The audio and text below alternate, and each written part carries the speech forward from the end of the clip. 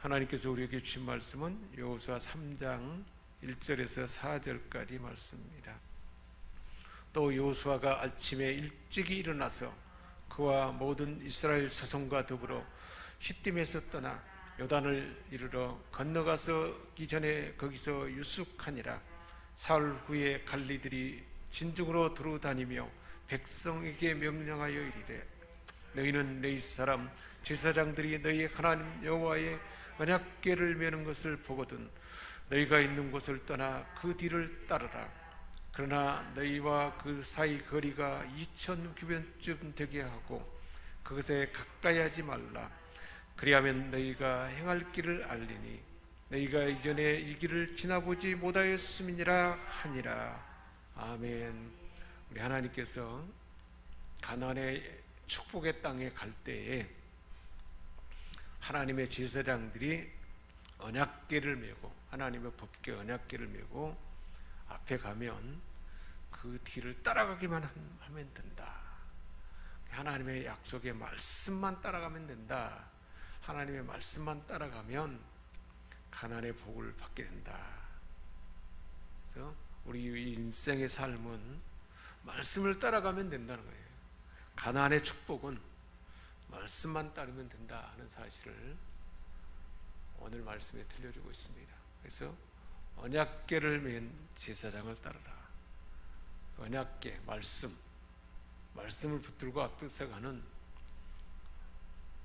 제사장을 따르는 것, 하나님 앞에 나와서 예배드리는 예배 가운데 주신 말씀을 받고 그 말씀대로만 따라서 살아가면 가나안의 축복이 열린다 하는 사실을 우리에게 들려주고 있습니다.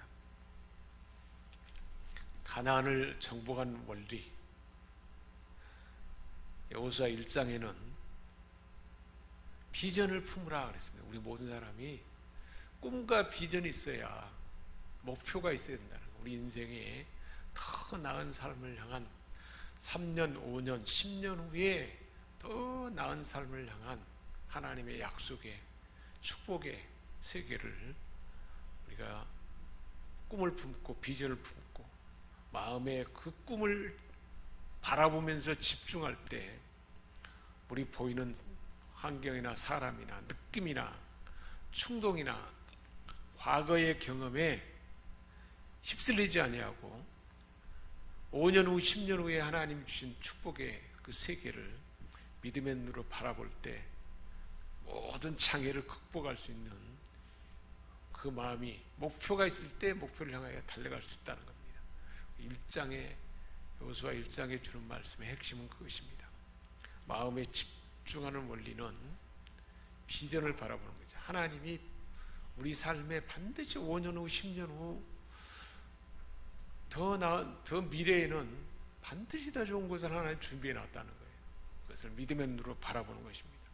그런데 그것을 바라보면서 취할 때는 2장에 돕는 자가 있어야 된다는 거죠.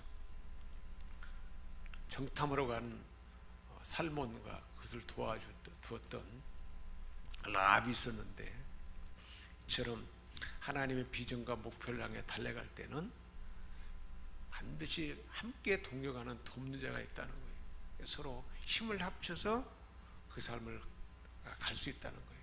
그리고 이제 오늘 3장에 와서 언약궤를 따라 요단강을 건너라. 말씀, 약속, 하나님의 말씀과 약속을 중심으로 약속을 따라가라는 거죠. 하나님의 약속, 하나님이 주신 약속, 하나님이 주신 약속은 성경 말씀이잖아요. 근데 성경 말씀이 예배 때마다 하나님이 주신 그 말씀을 붙들고 따라가면 가나안의 삶을 살게 된다는 거예요. 4장에 가서는 이제 영원한 기념비를 세우라. 요단을 법궤를 맨 제사장을 뒤따라갔더니 요단강이 쫙 갈라져서 걸어가게 됐죠. 그것을 기념하기 위해서 요단강에서 돌을 주워다가 기념비를 세우는 거예요. 이 요단강이 물이 철철 넘쳤는데 법궤를 앞세워서 제사장이 밟게 된 그 뒤를 따라갔더니 물이 쫙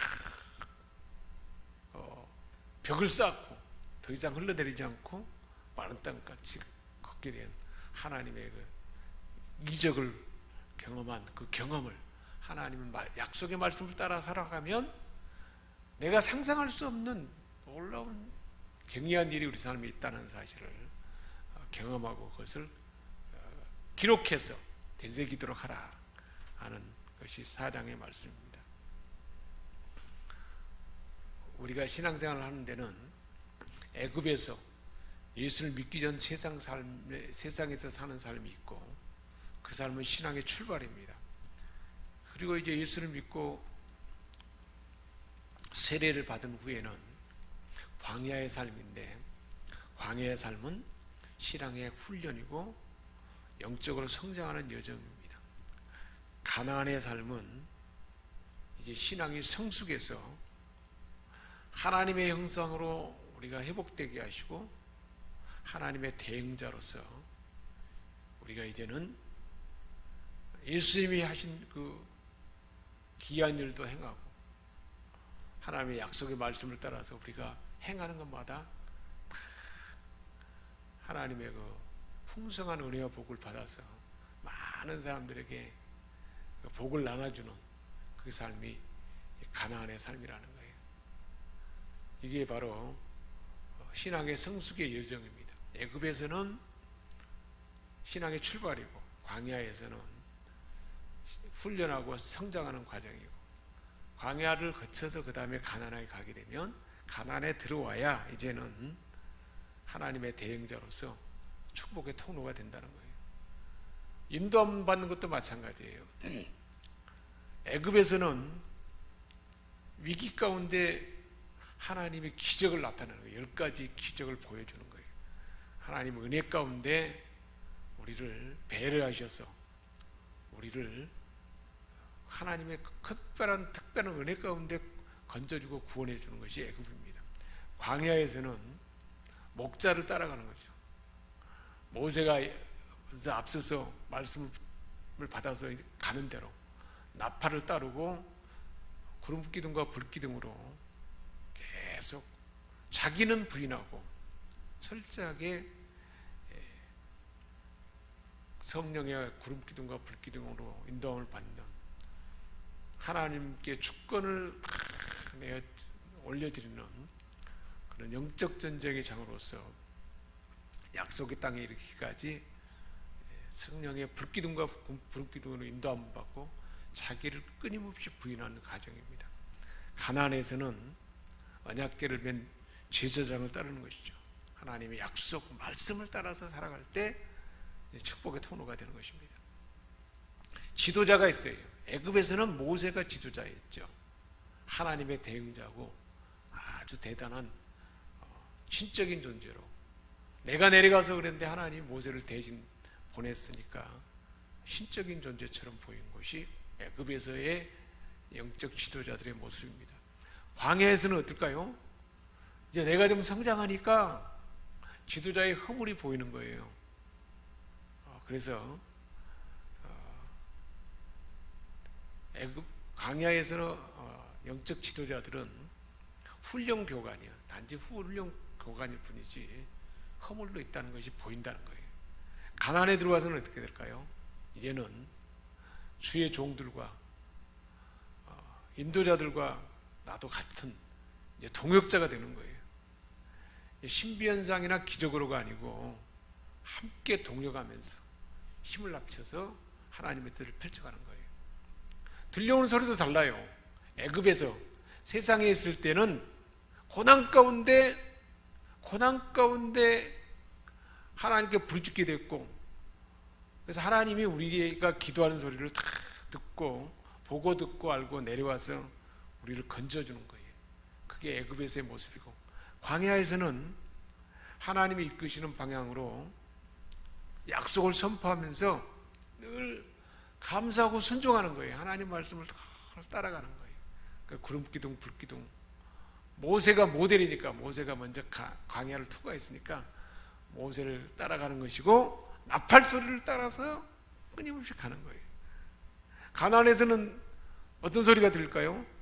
전쟁하게 하는 목표, 내가 점령할 땅이 정해지는 거예요.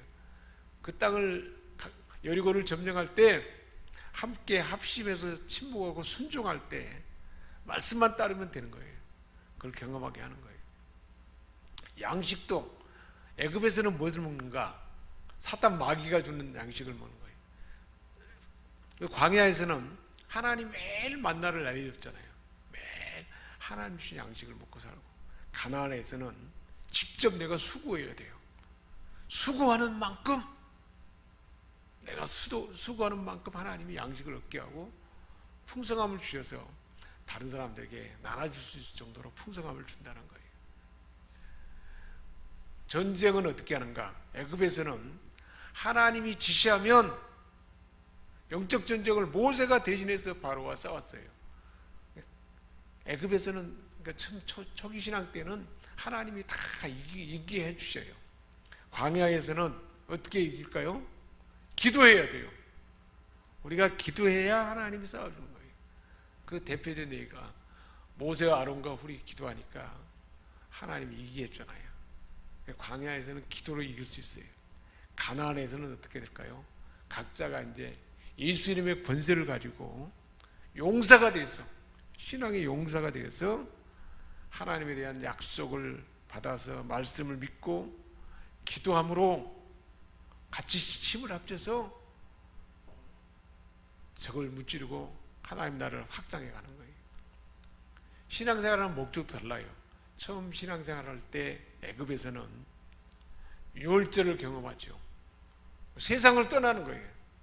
세상 친구를 떠나고 세상의 욕망을 따르는 삶을 떠나고 제약된 삶을 떠나는 것이 애굽의 신앙의 목적이고, 광야에서는 이제 세상과 제약으로부터 떠났으면 이제는 자기 중심에서 벗어나야 돼요.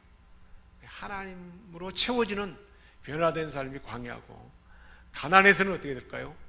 이제 내가 하나님을 직접 보여주고 하나님을 대행하는 그 삶을 살아야 되는 거예요. 통치권도 달라요. 애굽에서는 바로와 우상들, 아주 악한 조건과 환경들이 있어요. 그러니까 제약과 막 고통과 갈등이 있는 곳이 애굽이에요. 다툼이 있고 싸움이 있고 질병이 있고 환란이 있고 우환이 있고, 그게 애굽의 모습이에요. 왜 그럴까요? 하나님하고 찾을 수밖에 없도록. 그래서 하나님이 찾으면 이제 건져주죠. 그리고 광야에서는 하나님께 주권을 내두는 거예요. 내가 죽고, 내 욕심이 죽고, 내 고집이 죽고, 내 습관이 죽고, 이것이 광야의 모습이고, 가나안에서는 철저하게 하나님의 약속의 말씀 따라 순종하는 삶이 지속될 때 하나님의 나라가 열린다는 거예요. 이 풍성한 은혜가 우리 모든 신앙생활 어느 곳에 있느냐에 따라서 각기 다르다는 거예요. 우리 하나님께서는 각 사람의 형편에 맞게끔 이 모든 은혜를 그곳에 맞게끔 주셨다는 거예요. 그럼 내가 지금 애굽에 있는가, 광야에 있는가, 가나안에 있는가를 잘 살펴서 오늘 주신 말씀 가운데 내게 꼭 필요한 말씀 주셨을 것입니다. 그 약속의 말씀 붙들고 승리하는 사람 되도록 이 말씀을 주신 줄 믿습니다. 설 명절에 우리가 주신 말씀 붙들고 확신 가운데 내게 주신 역할을 잘 감당할 때 하나님의 대행자로서, 그리고 하나님께서 우리에게 풍성한 은혜를 주셔서 나눠주는 대로 살아가도록 지금보다 더 나은 목표를 향하여 하나님 반드시 예비하신 것 취하도록 우리 가운데 일하실 줄 믿습니다. 우리 함께 기도하겠습니다.